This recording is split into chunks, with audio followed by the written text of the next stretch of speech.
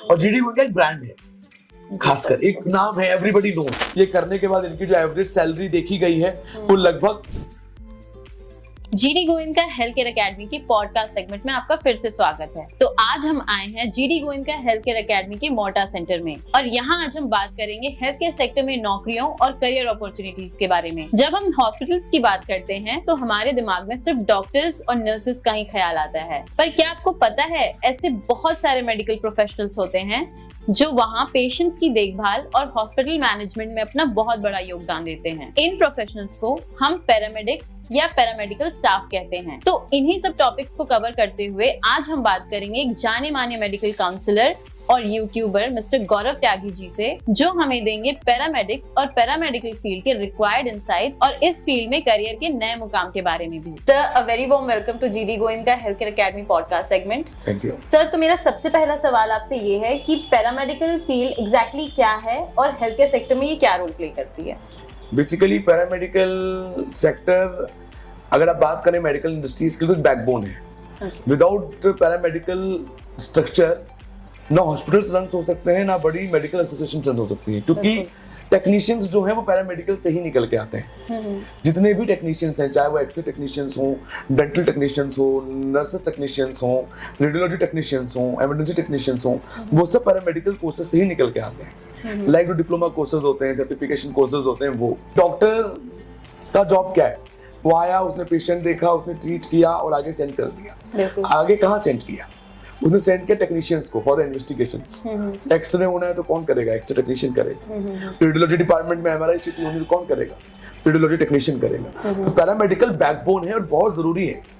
Sir, तो जैसा आपने कहा कि ये बैकबोन है, तो आपको नहीं लगता कि हॉस्पिटल्स में हमारी एक इमेज, मतलब हम जब हॉस्पिटल्स की बात करते हैं तो सिर्फ डॉक्टर्स, नर्सेज, ये दो टर्म्स ही हमारे दिमाग में आते हैं। हम ना पैरामेडिक टर्म यूज करते हैं, ना टेक्नीशियंस यूज करते हैं।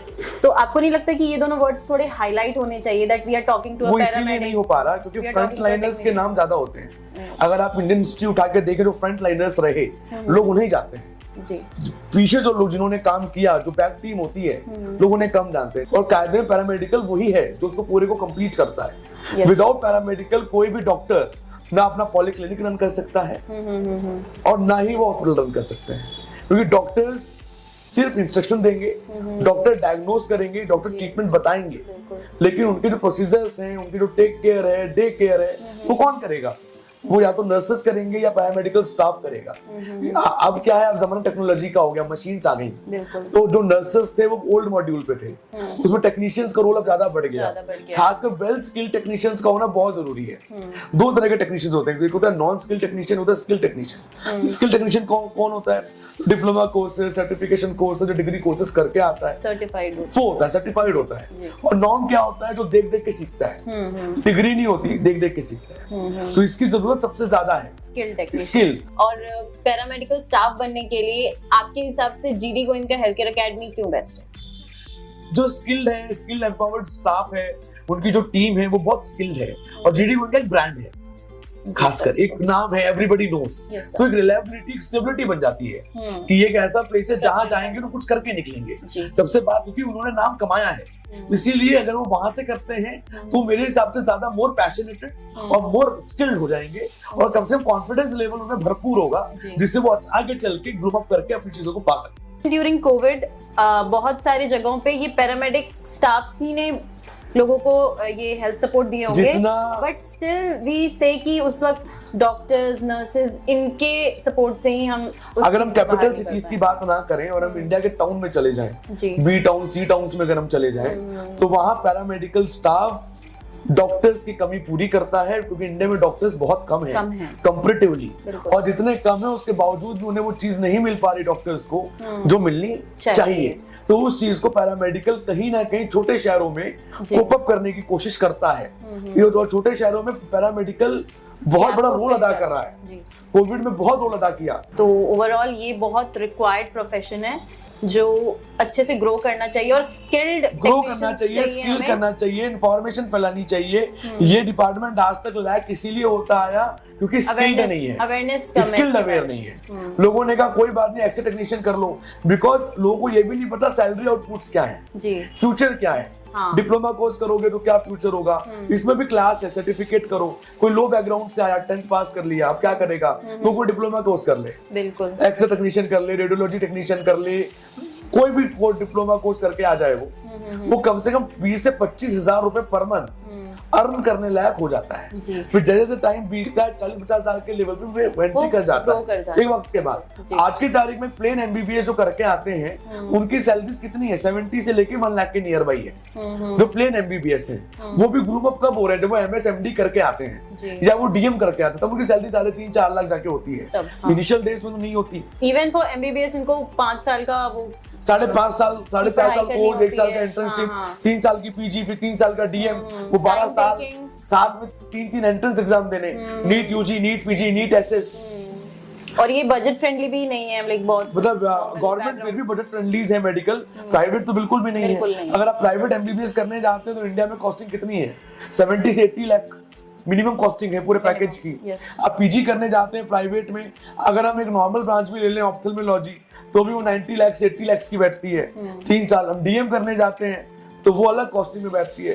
तो it's not feasible to everybody, लेकिन मन है, काम करना है, लोगों की हेल्प करनी है, मेडिको हेल्थ केयर में काम करना है, तो उसके लिए पैरामेडिकल एक शॉर्टकट रास्ता है, बेटर ऑप्शन है।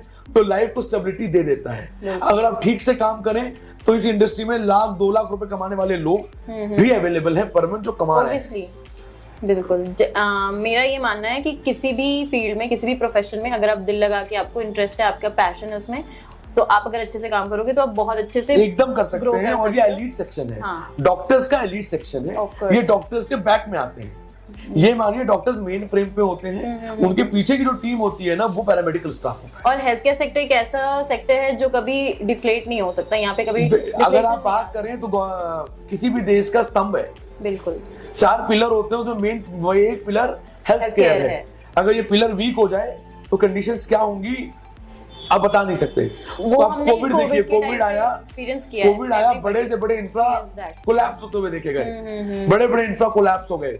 लेकिन अगर हम जेन्युइनिटी में बात करें तो उसको संभाला किसने, नर्सेस ने संभाला, पैरामेडिकल स्टाफ ने संभाला, और डॉक्टर्स 24 घंटे अवेलेबल थे, उन्होंने संभाला। अभी जब हम किसी नॉर्मल हॉस्पिटल में भी जाते हैं तो डॉक्टर्स भी बहुत ज्यादा रिलाई करते हैं अपने टेक्नीशियंस पे। दे सिंपली से कि आप पहले ये सारे टेस्ट करा के लाइए एंड अकॉर्डिंग टू दैट मुझे आपकी डिजीज पता चलेगी। इसके अलावा रिपोर्ट जैसे जब एमआरआई सीटी चल रही होती है तो डॉक्टर खुद भी मौजूद होते हैं और टेक्नीशियंस भी मौजूद होते हैं जो उसको उस टाइम करवा रहे होते हैं। तो जो डॉक्टर उनसे भी कंसल्ट करते हैं कि बेसिकली क्या चीजें हैं, उसके अकॉर्डिंग डायग्नोसिस बनते हैं। मतलब डॉक्टर्स भी इन टेक्नीशियंस या पैरामेडिक स्टाफ्स के ऊपर रिलाई करते हैं। हाँ, लगभग ये मान के चलें 30-40% रिलायबिलिटी डॉक्टर्स की भी पैरामेडिकल स्टाफ पे होता है। देयर कंपनी कहा ना पहले भी कि टीम है, ये मतलब फ्रंट लाइन डॉक्टर्स हैं, पूछे पूरी टीम काम कर रही है, तो वो सपोर्ट कर रहा है उसको। सर, तो क्योंकि हम पैरामेडिकल फील्ड के बारे में बात कर रहे हैं तो हमारे जो व्यूअर्स हैं उनकी ये भी क्वेश्चंस होंगे कि इस फील्ड में हमारे पास क्या-क्या कोर्सेज और स्पेशलाइजेशंस अवेलेबल है, तो क्या आप उसके बारे में थोड़ा। There are more than 100 courses जो इसके अंदर अवेलेबल हैं, लेकिन जो परमानेंट नीड्स हैं वो एक है इमरजेंसी असिस्टेंट, एक है एक्सरे टेक्नीशियंस, एक है रेडियोलॉजी टेक्नीशियंस। जो रेडियोलॉजी टेक्नीशियंस है ना, इनकी डिमांड बहुत है। जितने भी रेडियोलॉजी सेंटर्स हैं कंट्री में जो सीटी, एमआरआई, पैट स्कैन तक करते हैं, वहां इनकी अनिवार्यता बहुत ज्यादा जरूरी है। Nursing assistant, dental assistant, optometry assistant, ये वो कोर्सेज हैं जो बहुत हाई डिमांड में है। ऑप्थेल्मोलॉजी बिना ऑप्टोमेट्री असिस्टेंट के नहीं चल सकती। जो लेसिक होते हैं या जो प्रोसीजर्स होते हैं, जो कैटरैक्ट होते हैं, ग्लाइकोमा के केसेस होते हैं, वो सारे असिस्टेंट ही असिस्ट करते हैं। तो ये वो सारे कोर्सेज हैं जो बहुत ग्रूम आउट कोर्सेज हैं जिनको देख के चला जा सकता है।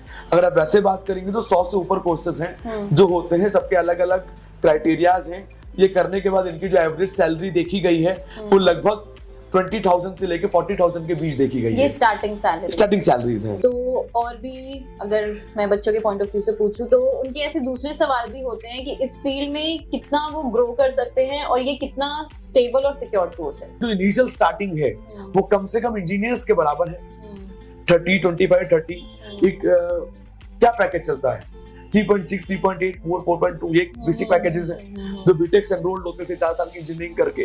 वो यार पैरामेडिक में जो स्किल्ड वर्कर आ रहा है वो अगर 25,000 से भी हम लगा के चलो 3 लाख का पैकेज तो उसका बन ही रहा है, और अगर साल का हम 10% का इंक्रीमेंट भी लगाएं तो वो 5 साल में अगर हम ग्रोथ करेगा तो 5 लाख के ब्रैकेट में चला जाता है। ग्रोथ हमारे ऊपर है, तो सबसे पहले स्किल्ड होना है।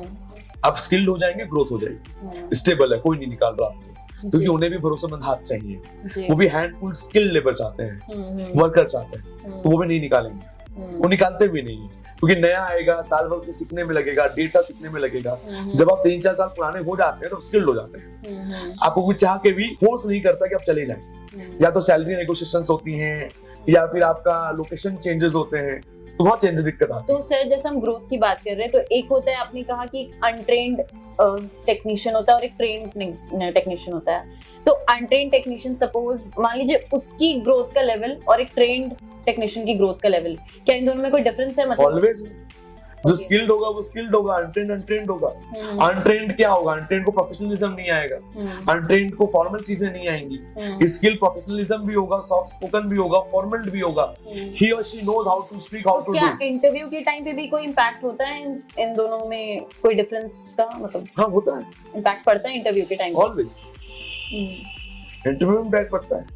जब आप इंटरव्यू करने जाते हैं, आज की तारीख में वेल डिसिप्लिन कितने हैं आप, आपका काम करने का तरीका कैसा है, क्योंकि पेशेंट भी हाई क्लास आते हैं, हाई स्टैंडर्ड्स के आते हैं, उनके साथ आपका बिहेवियर कैसा है, पर्सनालिटी डेवलपमेंट बहुत इंपॉर्टेंट है कि आपकी पर्सनालिटी क्या बता रही है, तो वो स्किल्स में ज्यादा आती है। अनस्किल्स में प्रोफेशनलिज्म नहीं झलकता। स्किल्स तो की ये वैल्यू हायरिंग में भी प्रॉब्लम होती होगी कि अगर आपके पास कोई रिकॉग्नाइज्ड इंस्टीट्यूट से सर्टिफिकेट या डिप्लोमा आपने नहीं किया है, अनस्किल्ड आप क्या है? सर्टिफाइड नहीं हो। अनस्किल्ड का मतलब जो वो देख के सीखा उसने। स्किल मतलब क्या? जो नई टेक्नोलॉजी है, नए पैरामीटर्स हैं, वो उस पे काम कर रहा है, वो उसको देख रहा है, ऑलरेडी स्किल्ड हो जाएगा ना वो। तो उसकी वैल्यू तो अलग होगी होगी। जब इंटरव्यू में बात होगी और जब इंटरव्यूअर होंगे वो आपके बोलने से समझ जाएंगे कौन कितने लेवल पे है। तो अगर आपने किसी रिकॉग्नाइज्ड इंस्टीट्यूट से या एकेडमी से आपने ये कोर्स नहीं किया है तो आपकी हायरिंग पे ये इम्पैक्ट कर सकता है? 100% कर सकता है। सर अभी बहुत सारे बच्चों का ये डाउट होता है कि पैरामेडिक्स के लिए हमारी क्या प्रिपरेशन होना चाहिए? अगर हम पैरामेडिकल फील्ड में जाना चाहते हैं तो हमारी क्या क्या प्रिपरेशंस होने चाहिए? क्या हमारे लिए नीट की एग्जाम को क्लियर करना रिक्वायर्ड है, या कोई और गवर्नमेंट ऑथराइज्ड कोई एग्जाम जो होता है जो हमें क्लियर करना है? उसकी रिक्वायरमेंट्स क्या क्या है अगर हमें इस फील्ड में? डॉक्टर बनना है तो नीट का एग्जाम देना है, चाहे वो आयुर्वेदिक बनना हो, चाहे वो एलोपैथी बनना हो, चाहे वो होम्योपैथी बनना हो। आपको अगर पैरामेडिक्स में जाना है तो आपको किसी भी तरह का लीगल एंट्रेंस नहीं देना है। आप डायरेक्टली 10th करें या 12th करें, उसके बाद आप इस कोर्स के बारे में जानकारी इकट्ठा करें और कंसर्न इंस्टीट्यूट से जाके बात करें एंड गेट द एडमिशन। तो ये क्या किसी भी स्ट्रीम के बच्चों के लिए है या फिर स्पेसिफिकली साइंस के स्ट्रीम? साइंस वालों के लिए ज्यादा कंफर्टेबल होता है, वैसे कॉमन टू ऑल है, सभी कोर्सेज के बच्चे कर सकते हैं। 10th के बाद तो कोई स्ट्रीम नहीं होती, तो सर्टिफिकेशन तो लगभग सभी लोग कर लेते हैं। 12th वालों के लिए जो पीसीबी वाले कैंडिडेट होते हैं उनके पास एक बायो होता है, तो थोड़े से वो मतलब इंटरेस्ट होते हैं, थोड़े से कॉम्पिटेंट होते हैं, थोड़े से मतलब कॉन्फिडेंसफुल होते हैं, तो उनके लिए ज्यादा आसानी होती है। अदरवाइज बहुत कोर्सेज ऐसे हैं जो अगर आप बायो से नहीं है तो भी आप कर सकते हैं। तो इस फील्ड में मान लीजिए हमें और ज्यादा सक्सेस चाहिए तो उसके लिए हमें और क्या क्या स्किल्स डेवलप करने होंगे? मतलब personality development, mental behaviour development, इनका होना बहुत जरूरी है। आप कितने पेशेंट हैं, पेशेंट के साथ आप कितने पेशेंसफुली ट्रीट कर रहे हैं, अपनी चीजों को कैसे दिखा रहे हैं, किस हिसाब से चीजों का फॉर्मुलाइजेशन के साथ एंड अप कर रहे हैं, वो होना बहुत जरूरी है। कितने आप हाइजीनिक हैं, ये सब चीजें होनी भी बहुत जरूरी है। स्किल्ड हो गया, काम सीख गए और आप बहुत रॉ लैंग्वेज में बात कर रहे हैं, स्लैंग्स यूज कर रहे हैं, तो पेशेंट आपको नहीं पसंद करेगा, कंप्लेंट्स आएंगे, स्टेबिलिटी नहीं बन पाएगी। पर्सनालिटी अच्छी होनी चाहिए, वेल मेंटेन्ड होना चाहिए, मेंटल बिहेवियर यानी गुस्सा नहीं आना चाहिए, शांत होना चाहिए, पैनिक से पैनिक पोजीशन को भी कंट्रोल करना आना चाहिए। पेशेंट एक्सीडेंटल केस आया, पेशेंट बड़ा परेशान है, पेशेंट से उसको समझाना, उसको टैकल करना, how to deal with it, cooperate करना, ये चीजें ज्यादा इंपॉर्टेंट है।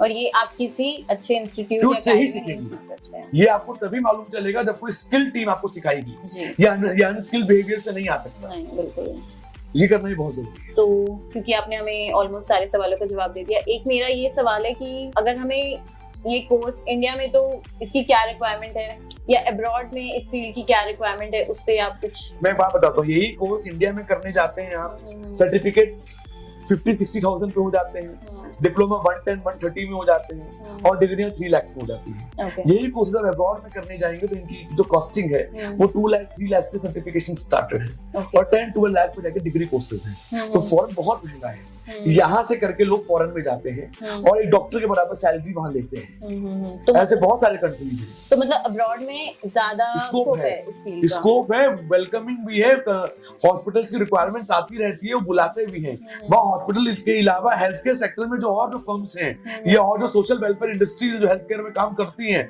वो भी आपको वेलबींग करके बुलाती हैं। ओके।